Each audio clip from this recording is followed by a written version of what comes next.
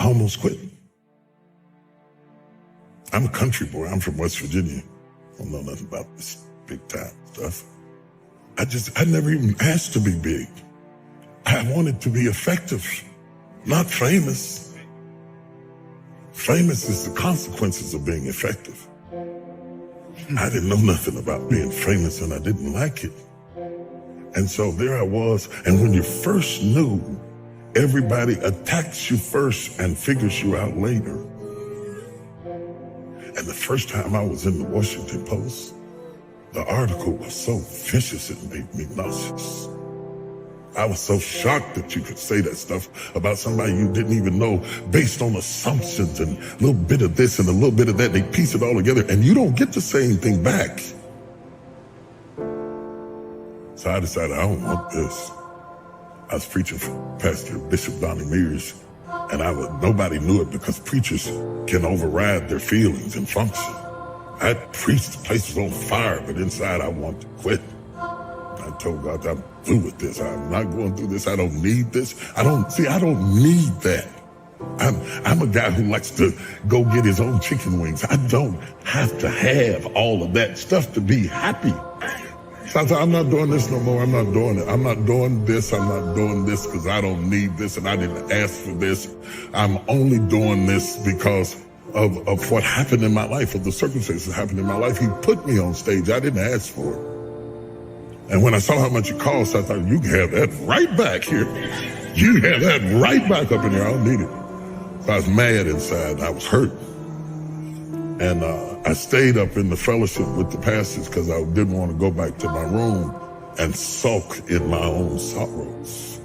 And they said, there's a lady downstairs waiting to see you. The service was over and the fellowship was over. The pastor started to leave. I was trying to outwait her. I thought she'd give up and leave. And when I finally came down the steps, she was there. And she was just a willowy bit of a woman. And she said, Bishop James, she said, I've been in the hospital. She said, I was pregnant in my fallopian tube, and the baby died in my tubes, and I was carrying around a dead baby, and the toxicity from the baby almost killed me.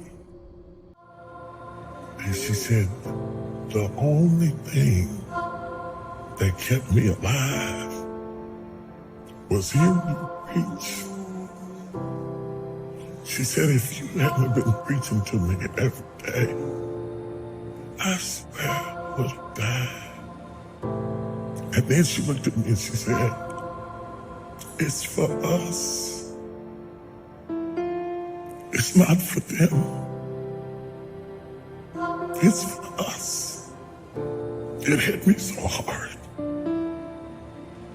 I didn't even get her name. I got in the car and cried all the way back to my room because she reminded me why I was there. Last week when I text you, I was up in Baltimore in D.C. and I was doing a book signing. And this woman came up to the table to buy sword. She said, you don't remember me, do you? I said, no. She didn't even look like the same person. She's all dressed up and gained weight. She felt like she was sick.